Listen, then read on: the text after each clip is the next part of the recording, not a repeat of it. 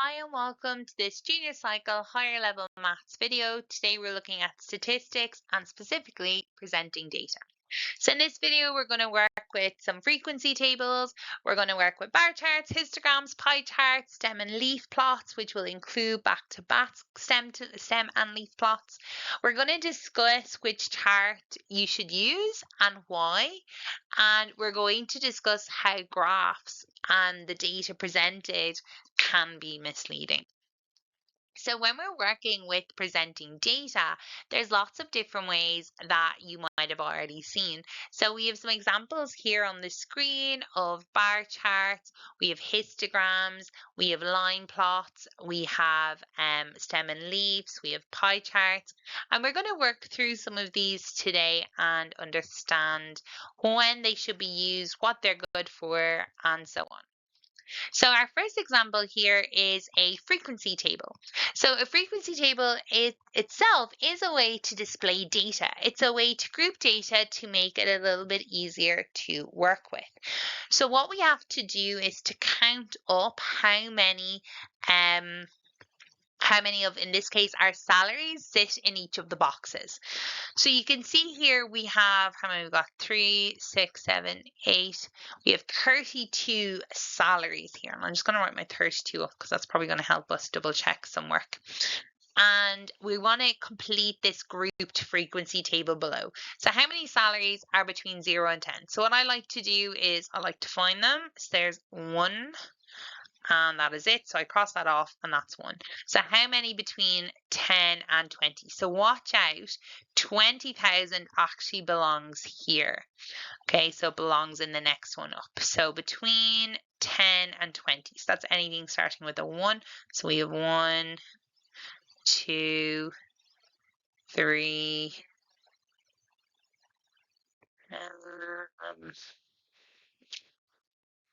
4,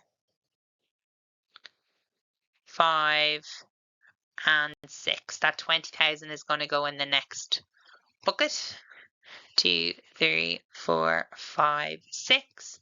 So then between 20 and 30, we have 1, 2, 3, 4, 5, 6, 7, 8, 9, 10, 11, 12. So we have 12 there. 1, 2, 3, 4, 5, 6, 7, 8, 9, 10, 11, 12. Then between 30 and 40, so there's 1, 2, 3, 4, 5, 6, 7, 8, 9. So 1, 2, 3, 4, 5, 6, 7, 8, 9. 40 and 50, I have 1 and 2.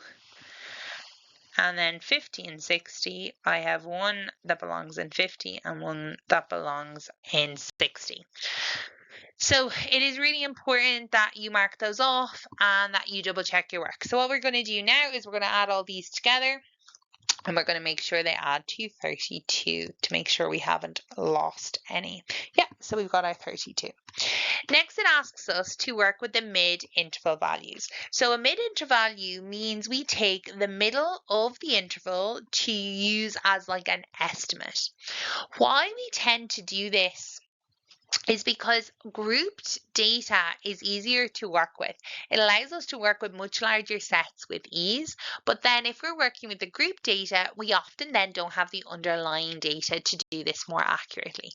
So our mid-interval value is halfway in each of them. So this one will be 5, here will be 15, here will be 25, here will be 35, 45, here will be 55, and here will be 65. So what we're doing is we're assuming that everything in that bucket or interval is going to have a salary of that, which is not is not accurate. We generally think about this like an estimation. So we have one employee who was in the first bucket, so we're going to say that they have 5,000. Plus, we're having 6 employees that have 15,000. So rather than adding 15 6 times, I'm just doing multiplication to keep it easier and quicker. So I have 12 people or employees who will make what we're saying is 25,000. And what we're hoping is that some people will get overestimated, some people will be underestimated, but it'll like balance itself out. So we have 9 employees who make 35,000, plus 2 employees who make 45,000, plus 1 employee that makes 55,000, plus 1 employee that makes 65,000. And that's going to give us our total. And then when we get that total, we're going to divide that by the total number of employees, which is going to be 32. If you didn't already have 32, what you could do was you could add the number of employees on the bottom of that fraction. So let's do this. Let's work this out. So by 15 plus 12 by 25 plus 9 by 35,000 plus 2 by 45,000, 1 by 55,000 plus 1 by 55,000. So total is 910,000. So let me see where I have a bit of room. 910,000 divided by 32. And that's going to give us 28,437 euro and 50 cents. So that's how we work with the mid-interval values. At the most basic level, in a question, you have got to do what you're asked, and they asked us to use those mid-interval values. Part C1 then says, outline another method that could have been used to calculate the mean salary. And the answer is to add the raw data, the actual salaries. So if we could work out the actual salaries, then divide by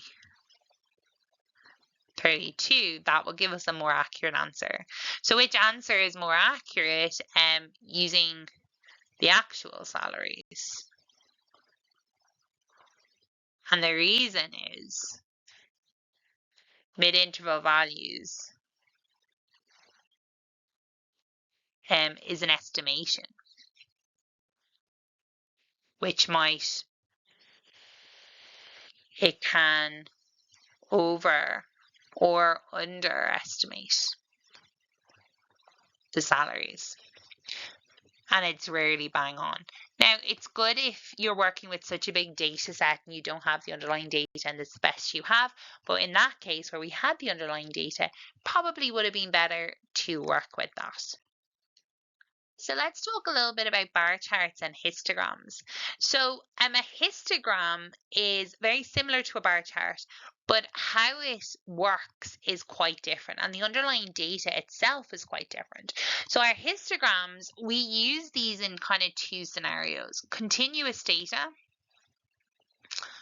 and frequency tables. Now, by their very nature, continuous data will be in a frequency table. However, you could have, like in the last question, discrete number data that is grouped in a frequency table. If you are struggling to understand what I mean by all these kind of pieces about data, types of data, and so on, I've linked the basic statistics video, so our first statistics video, in the description below, that goes through types of data and so on, that idea of continuous and discrete and so on.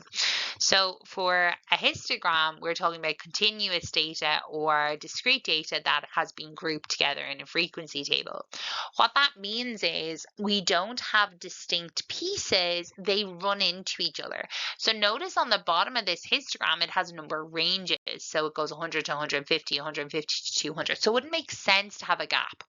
When we work with bar graphs, we tend to use only categorical data, so word data, or discrete numerical data. So what we mean by that is they will automatically have gaps because they shouldn't be side by side. But understanding where the histogram comes from makes it a little bit easier to understand why we have to have gaps in our bar charts. So in the bar charts, yes, categories or discrete numbers. So you may have a reason to have numbers in there. It might relate to something discrete like shoe sizes, for example, and that way we could use a bar chart. So very, very clear on the difference between them. You could be asked to draw either. If you're asked to draw a bar chart and don't leave gaps, you could be marked incorrectly. If you draw a histogram and leave graphs, you will be marked incorrectly. Make sure you're drawing any of your graphs with a ruler.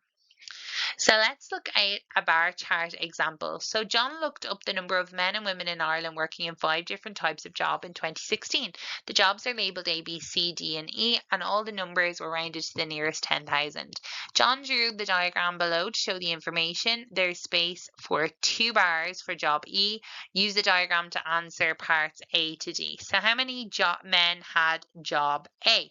So this is like a double bar chart. It has 2 bars and it's used for comparison purposes. So we can see here we're comparing men with women. So how many men, so men is this kind of darker color, had job A? And the answer is 60,000.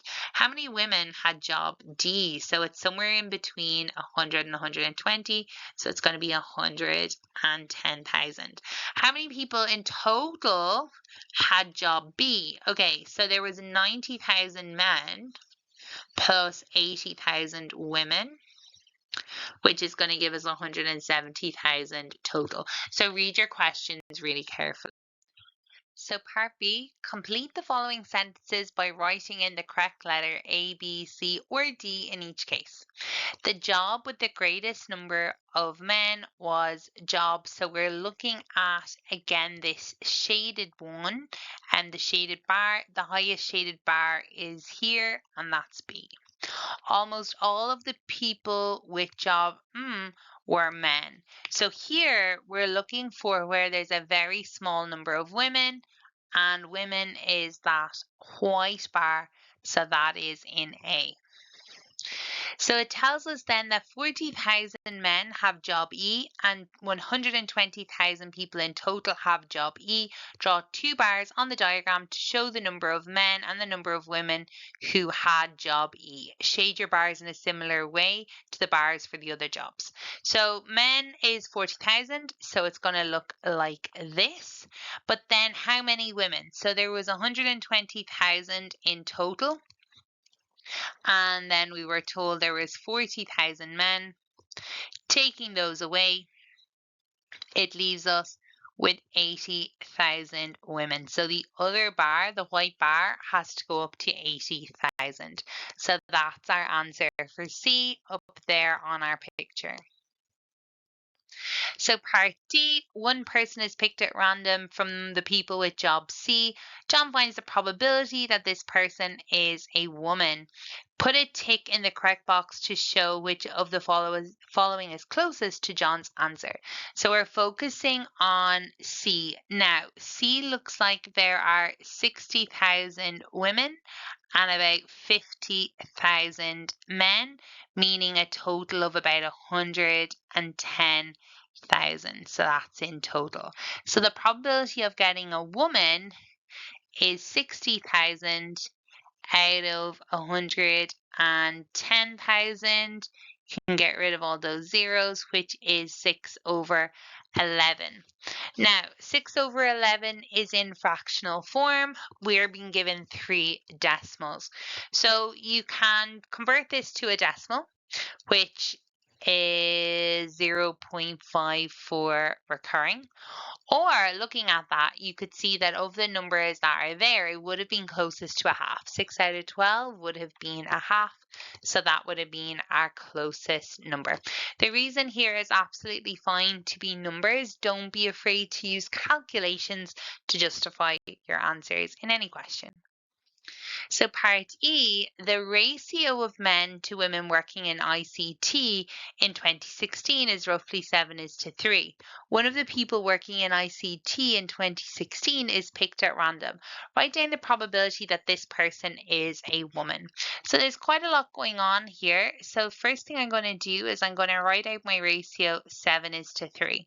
So what that means is for every 7 men, there are 3 women. So the first thing we want to understand is the total. So the total then is 10.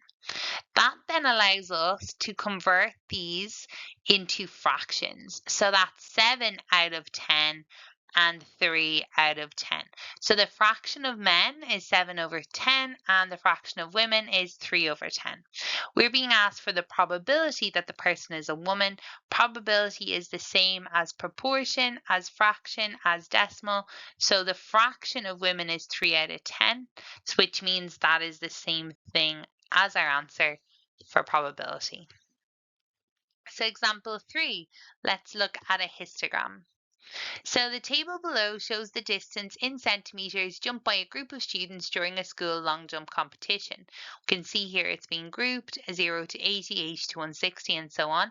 Underneath there's a note that tells us 80 to 160 means 80 centimeters or more but less than 160. So 160 belongs into the group above. Work out the number of students who jumped less than 240. So less than 240 means anybody who was in 0 to 80, so they're definitely less than 240. 80 to 160, definitely less than 240. And these 7 students as well, because remember, up to 240 means it actually doesn't include 240. So these are all less than 240. So our total number here is 0 plus 2 plus our 7, which is 9 students in total. Next, we're asked to draw a histogram to show the information in the table using the axes and scale below. So we have nobody for 0 to 80. From 80 to 160, we have 2. So this is what our bar looks like. Remember with the histogram, we have a continuous flow of data on the x-axis, meaning there's no breaks. So our next bar is going from 160 to 240 and it's a height of 7 and there's going to be no gap in between. The next one from 240 to 320 is a height of 12 and finally 320 to 400 is 3. So that is our histogram. Make sure when you're drawing this you're using a ruler. So part C, work out the maximum number of students who could have jumped more than 200 centimeters. So these are quite common questions when we're working with grouped frequency tables. They ask us about maximums or minimums. So let's first talk about the number of students who definitely jumped more than 200. So more than 200, these students did, and these students did. We have a bit of a question mark around these ones here. So these ones could have jumped more, but equally they may not have. So when we're asked for the maximum number of students, what we're going to do is we're going to include all of these students because that's going to give us the biggest number possible. That's going to give us the absolute maximum. So 7 plus 12 plus 3, which gives us 22. Now, if this question had asked us for the minimum, we would have ignored that section and assumed that they all got under 200. So they're the sections that are going to be make or break when we're dealing with any questions asking us about maximum or minimum when it comes to our grouped frequency table. Next, they ask us to use mid-interval values to estimate the mean distance jumped by the group of students. So let's get the mid-interval value of each section. So that's 40. Here is 120. Here is 200. Here is 280. And here is 360. So there is no students who jumped 40 centimeters. Then there were 2 students who jumped what we're going to say is 120. So that's 120 plus 120. Or an easier way to do that is 120 times 2 plus we had 7 that had 200. So rather than adding 207 times, we're going to use a multiplication here instead. We have 280 then by 12 and 360 by 3. That's going to give us the total distance jumped. To get that mean, we have to divide it by the total number of students. To get that, we simply add all the number of students in each of our intervals. So let's work that out. Adding or doing the calculation of the top line, we get 6,080. Adding the bottom line, we get 24.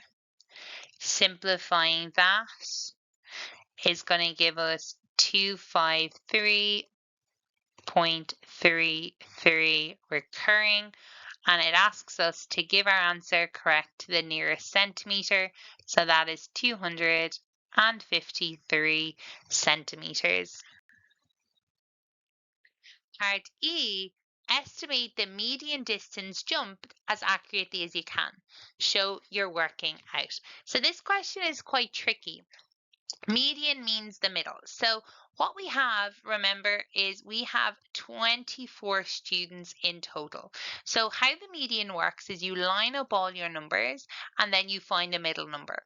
So firstly, we're going to think about, okay, we have 24 students. 1, 2, 3, 4, 5, 6, 7, 8, 9, 10, 11, 12, 13, 14, 15, 16, 17, 18, 19, 20, 21, 22, 23, 24. So rather than write down all the numbers, all I've done is like put in like a representation for it. So median is exactly halfway. So 3, 6, 9, 12. So here is our median. So our median is between the 12th and the 13th student. So we need to understand, well, where is that? So here's our first 2 students plus 7. So there's 9 students here. So 1, 2, 3, 4, 5, 6, 7, 8, 9. So that's our 9 students, which means that the 12th and 13th exist in this interval here.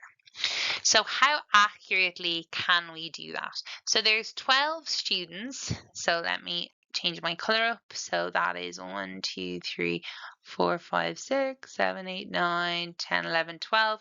And then that's our remaining 3. So this is our interval here. So within that interval, we're trying to figure out, well, where would that number be? Now, they did accept for full marks any number that you pick in that interval. So you may say, well, I'm going to just err on the side of caution and use our mid-interval value and say that that is 280 centimeters, and that was accepted for the median.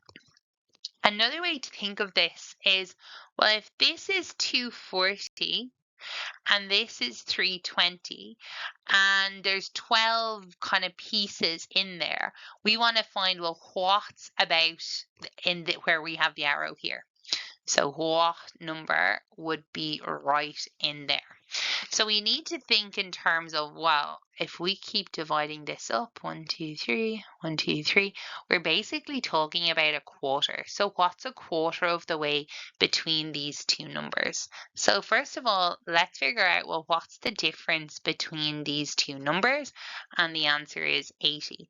So then we say, well, what's a quarter of 80? And that would be 20, meaning a very good estimate would be that each of these little sections would be about 20. Now that is not perfect. This is all just estimations, but this will give us the most accurate median that we could have. So the median would be 240 plus 20, which will be about 260. But like I said, in this question, they did accept any number within that interval. So example 4, another histogram question. The Phase 9 Census at School questionnaire contained the question, approximately how long do you spend on social networking sites each week? The histogram below illustrates the answers given by 100 students randomly selected from those who completed the survey. So the first thing I'm going to do is I'm going to highlight that 100 because it's going to be important. So here we're talking about grouping. So if they, for example, were anywhere between 0 and 2, they sit in this bar here. Okay, so this is a grouped data set. So let's see what we're being asked to do with this. So use the data from the histogram to complete the frequency table below. So we can see that 0 to 2 is halfway between 10 and 12, which is 11. These are students, so they do have to be whole numbers. So we're just reading from our graph. So 2 to 4 is 31, 4 to 6 is 18, a little bit harder to see. 6 to 8 is 15. No, sorry, 13. 13, 8 to 10 is 11. 10 to 12 is 3. Then we have 1, 1. We have 1 from 18 to 20 as well. Oh, so that wasn't very straight. Let me try again. So that's actually 4. I'm just not getting a very straight line. Our ruler is your best friend working with this. So our last one is 4. And then this one here is going to be 6. It's hard to see on my diagram, so small, but a ruler will really help you. If you can hold a ruler up to the screen, that will serve you much better than my very crooked dotted lines. So here we're then asked, what is the modal interval? So modal is the adjective version of mode. Mode means the one that appears the most. So we're always looking for the tallest bar. So this is 2 to 4. So then it says, taking the mid-interval values, find the mean amount of time spent on social networking sites. So the the mid-interval value is halfway. So we have 1, 3, 5, 7, 9, 11, 13, 15, 17, 19, and 21. So there were 11 students that spent 1 hour approximately. There were 31 students that spent 3 hours approximately, and so on. 18 by 5 plus 13 by 7 plus 11 by 9 plus 3 by 11 plus 1 by 13 plus 1 by 15 plus 6 by 17 plus 1 by 19 plus 4 by 21. Okay, so then when you add all those together, you then have to divide by the number of students. I'm not going to bother to add them because if you remember at the start of this question, they did tell us that there were 100 students, which makes our lives a little bit easier. So this gives us 650 divided by 100, or 6.5 hours. So now we're going to look at stem and leaf plots. So stem and leaf plots are named in such a way that we break all of our numbers into the stem, which is usually tens or tens and hundreds, depending how big the numbers are, and the leaves, which are our units. So this may not feel like a great way to display data, but what it does do is give us a really good sense of the shape of the data, which is really, really important. Within each of the rows, the leaves are ordered. So they go from smallest to biggest. So they're in ascending order.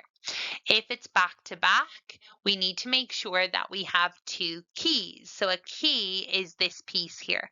That's what helps us read it. The reason we need 2 if they're back to back is because we read them differently. Okay, make sure that any labeling is done very, very clearly, and make sure you don't lose any numbers if you're filling out a stem and leaf plot yourself. So example 5, in this case, we're given the stem and leaf and we're asked questions about it. The stem and leaf diagram below shows the number of copies of Nuri News sold each week over 17 weeks in a particular shop. The value in the diagram for one of the weeks is P, where P is an element of N between 1 and 10, but it can't be 10. So it's going to be a digit. Now, if we look where P is in the diagram, it's clear that it can't be smaller than 3. So actually, the only numbers P can be, so P could be 3, it could be 4, it could be 5, it could be 6, it could be 7, it could be 8, it could be 9. So we can't actually get a P value that is 1 or 2 because it shouldn't sit there if it were. In part A, they tell us that the range of the data is 39. So range is the biggest minus the smallest. So some number that I don't know, take away 8 gives us 39.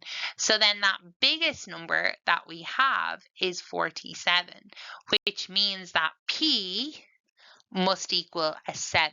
And the reason it's just 7 is because the 4 of the 40 is already in this line, this row, so all we need to do is put in the last digit. So P is 7.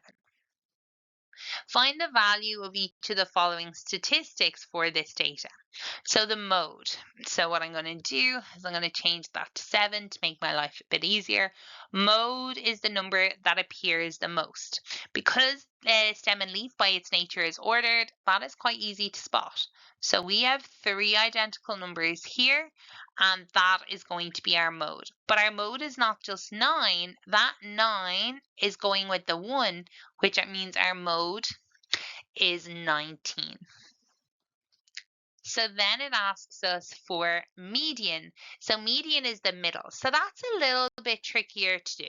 So it is ordered, but it's not in a straight line. So one way you can do it is to cross off.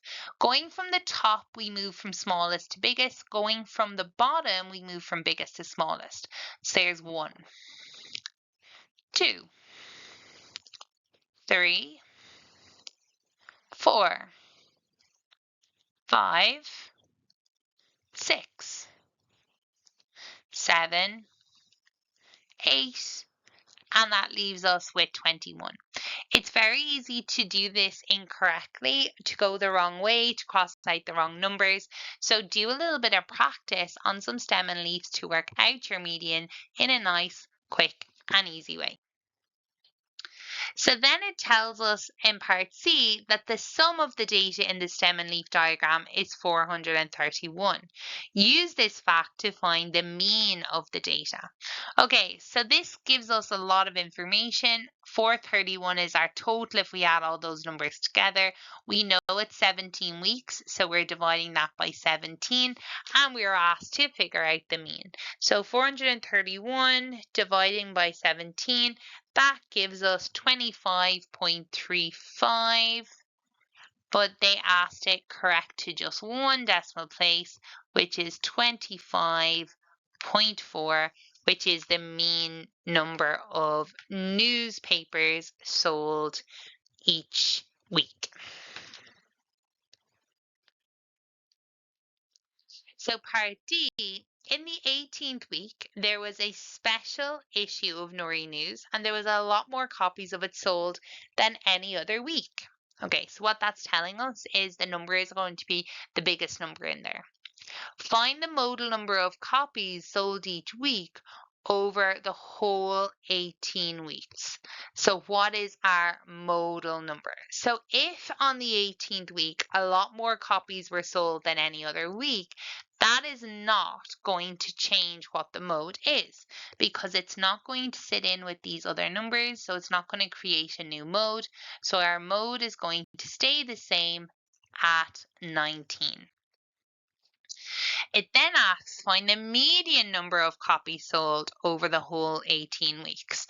Okay, so we know that this is 7, but now we have an unknown here. Let's call it x. This is going to change the median because we no longer are going to be in the same position. So let's count again. So 1, 2, 3, 4, 5, 6, 7, 8. So our median sits right in between these two. When the median is between two numbers, our process is to add those two numbers, so they are 21 and 25, and divide by 2. That gives us 46 divided by 2, which gives us 23 copies. So slightly different to the 21 that we got before the 18th week was added in. Part 3, the mean number of copies sold per week over the 18 weeks was 28.5. Work out the number of copies that were sold in the 18th week. So what's really important to remember about being given a mean is we can very easily get the total. The mean is how much was divided out evenly between the 18 weeks. So to get the total, all we have to do is multiply 18 by 28.5.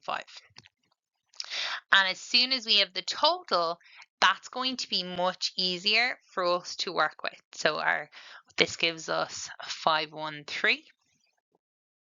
We knew that the total for everything up to P, which was 7, was 431. So the old total was 431. So we're going to take that away. So 513 minus 431. And when you do that, 13, and when we do that, we get, 513 minus 431, and we're getting 82. And that means that was the total number sold in the 18th week. So 82 copies.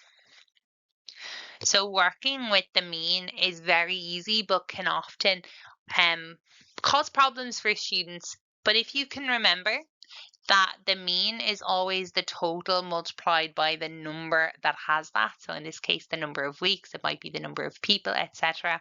It becomes much easier. I go through mean, median, mode, all these measures of central tendency in a lot more detail in the other statistics video, which is linked in the description below. So example 6 is a back-to-back stem and leaf. So here we're given two IQ tests, IQ1 and IQ2. All students in a class took IQ test 1 on one day, and a week later they took IQ test 2, and their scores are given here. So we need to fill out our table. I'm actually going to work IQ test 2 first because it's the one that's to the right, which is a little easier to work with. So we first need to fill out the line that is 7. So that it means 70. So looking at our data, there is no 70 in our data. Next, we're going to look at 80s. So we have just one, and that is 83. So I simply put a 3 in there, and because the 8 is coming from the stem there in the middle. We then have 99, 97, 94, and 97. So we want these to go in order. So we put 4, 7, 7, and then 9. And they are all now used. When we get to the hundreds, it's a little bit trickier because we're still working in tens. So we have 102, 105, 108, 106, and 108. So we do 102 first, then 5, 6, and then 8 and 8. And then we're looking at anything starting at 1, 1. So we have 111, 111, 114, and 117. So 111, 111, 114, and 117. And that leaves us, did I leave out? I just never crossed my 108s. Okay. And then we have 120, which is filled in like that. So we should have 15. So 1, 2, 3, 4, 5, 6, 7, 8, 9, 10, 11, 12, 13, 14, 15. So that is perfect. Then I'm going to fill out a key. I'm going to take one from my table. So that is 8. And then a line in 3 reads 83. So the key is to help somebody who's looking at the table to understand how it works. So now let's fill out IQ test 1. So we want any 70s. So we have 170 here. So I fill my 9 in. The 7 is in the stem. We are reading these backwards because of the fact we're moving to the left. Next, we look at 80s. So I have 1 and I have 2. So that gives us 86 and 89. I go in ascending order from the stem. Next are our 90s. So we have 94, 96, 97, 96, 96, 97. So 94, 96, 96, 97. Then we have 103, 104, 104, 105, and 108. So 3, 4, 4, 5, and 8. And then we have 111 and 115 and 119. And again, we had 15 students, so let's double check. 2, 3, 4, 5, 6, 7, 8, 9, 10, 11, 12, 13, 14, 15. The key here reads slightly different. So for this key, if you see 9 and then 7, it actually reads 79. So really focus on that first line there. That's why we need a key on both sides of this question. So example 7, we're looking at a pie chart. Some people were asked how they travel to work. The results are summarized below. Use the table to draw a pie chart representing the data. Okay, so we have 5 different types of transport: public transport, car, walk, cycle, and then some people worked from home. So the number of people of each is given there. So the first thing we're going to do, I'm just going to set up a slightly different table.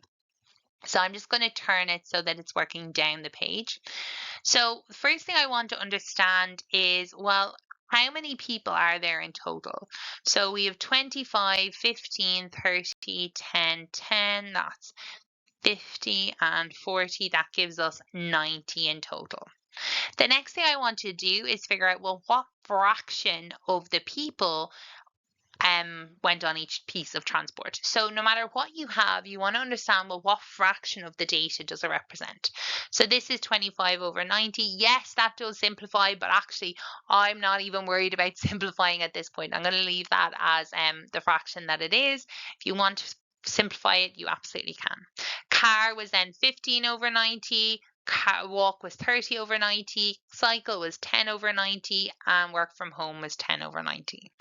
So in order to change that fraction to degrees, I think of, well, that's going to be a fraction of the circle. So 25 over 90 is the fraction of the circle.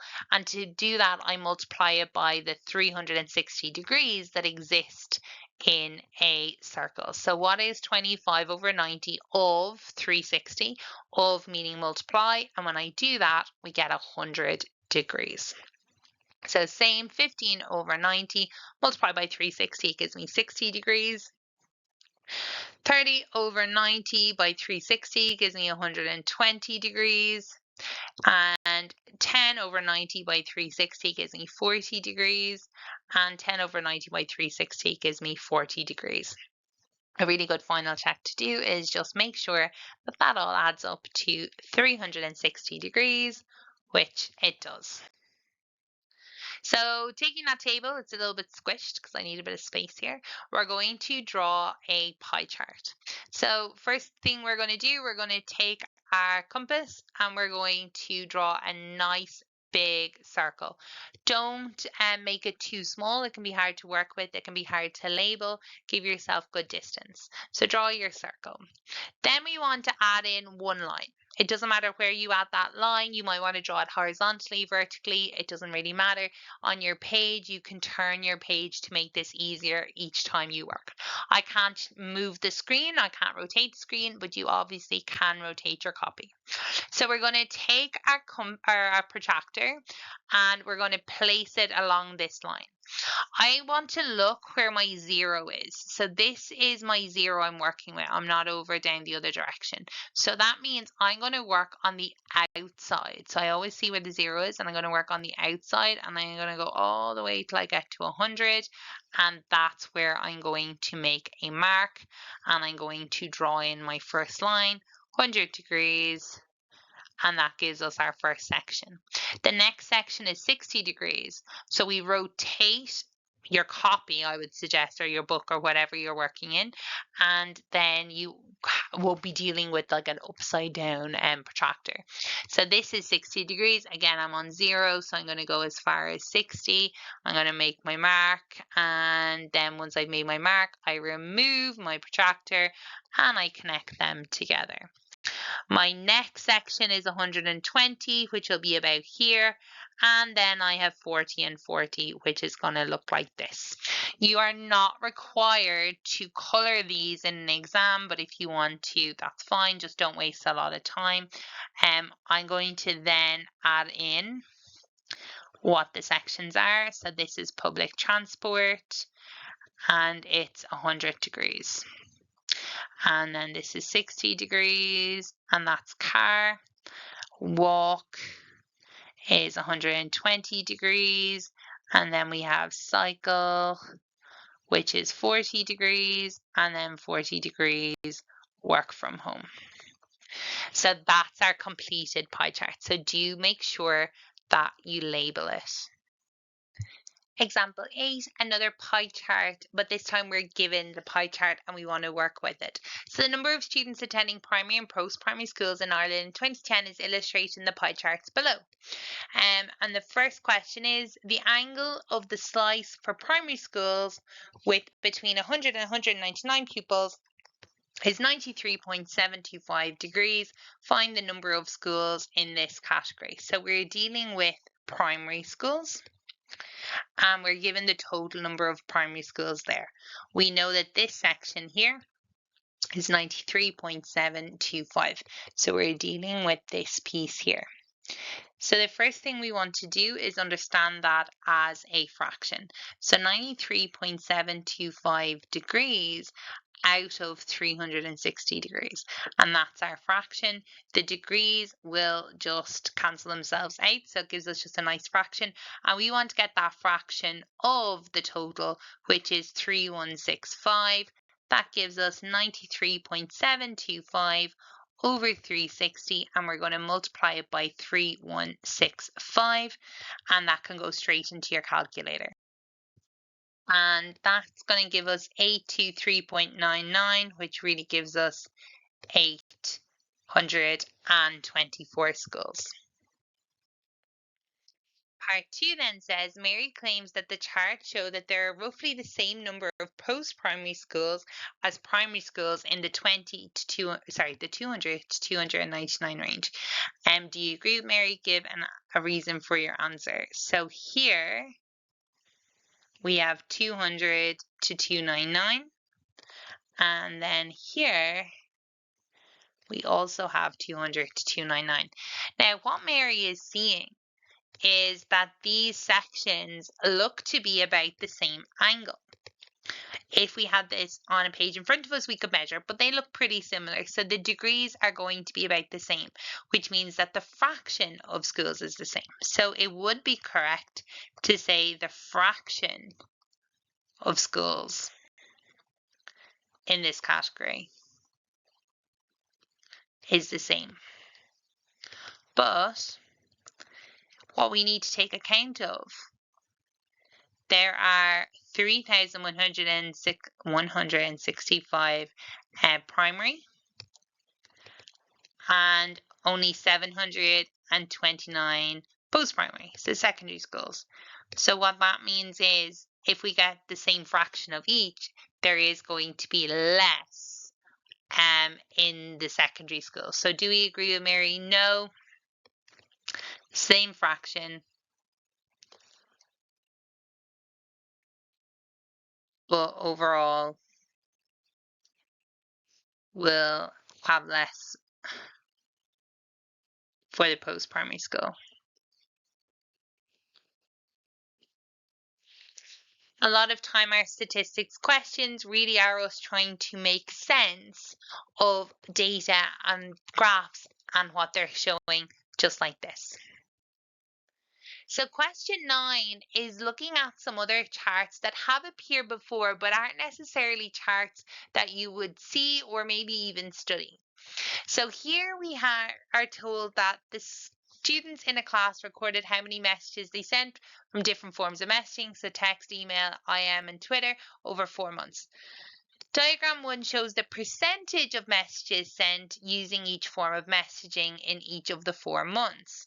Use Diagram 1 to complete the table below to show the percentage of messages sent using email in each of the 4 months. So our email is that white piece here. So let's get my highlighter. So 10%. So here in January, that's 10%. We can see that these have the same bar. So in January, 10%, but in February, we had 5%. In March, 5%. And then finally over here in April, we have 10% again. So even though they're in different places, they can represent the same number. So diagram 2 shows the trend graph for text over the 4 months.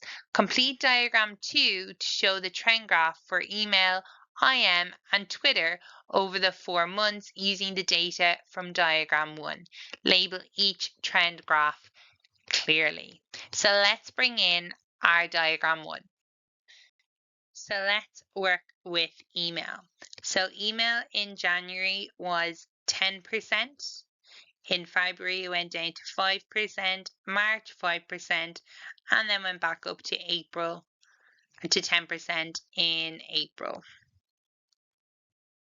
Okay, and that one here, this one is our email. That'll change color. And we'll now look at IM. So here within IM, let's look at what we have first. So this is 40%. So then we have, this goes from 25 up to 75. So that's 50. You can count the lines behind it either to help. This one starts at 30 and goes up to 80, so that's also 50. And then here we have 55.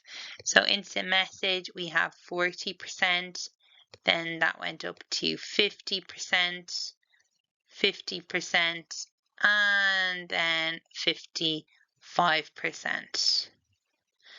And these were our IM, instant message. And then our final one is Twitter. So we have 20%, then it goes up to 25%, then it went up to 30%, and then went up, and then went back down to 25%. And that's Twitter. So that's us completing the graph. So if you are faced with an unfamiliar graph, don't panic. It's just trying to see, can you make sense of it? Read your question carefully and make sure you understand what the graph is showing by reading its labels, its title, and any instructions given to you. So which chart should you choose? So for the main 4 charts that we have, each has an advantage and a disadvantage. So a bar chart is great because it's very easy to compare 2 or 3 data sets, but you really can only use that with discrete data or categorical data. So what we mean by that is we need to be able to break it up. So think about colors of cars will be very suitable to put on a bar graph or a bar chart.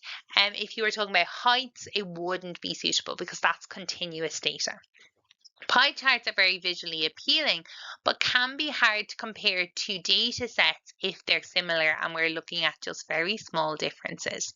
Stem and leaf plots can handle extremely large data sets, which is great, but they don't give the same kind of visual appeal as maybe the other ones. It can be very great from a mathematician or a statistician point of view, but for the regular people, they may not find it as easy to work with.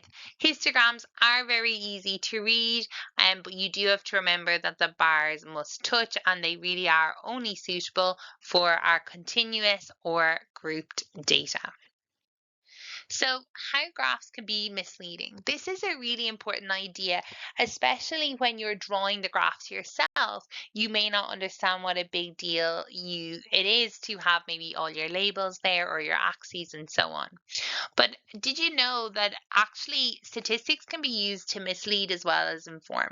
So sometimes people can use statistics to their advantage and it can be manipulated. So, for example, a company sold 450,000 worth of produce in 2022. A rival company sold 380,000 of the same type of product in the same year. Here's one version of how the bar chart could look. Now, if you were to give this to an investor, they would look at it and say, well, company A is doing so much better than company B. But actually, part of the issue here is about the scale that they used on the y-axis. So there is nothing terribly inaccurate here in terms of company A did sell 450,000 worth of products, and company B did sell 380,000 worth of products. So it's not technically incorrect, but it's definitely misleading. So if you look, the y-axis doesn't start at 0.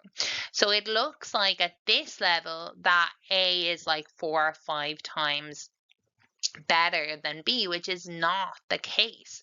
So in order for us to get a true sense of scale, we do need to start our x and y axes at 0. X-axis in the case of like histograms, y-axis in all cases. So this is something that can be used and it's something to be aware of. So graphs must be really clear and not mislead, because it's very easy at a glance to misunderstand what is being presented here.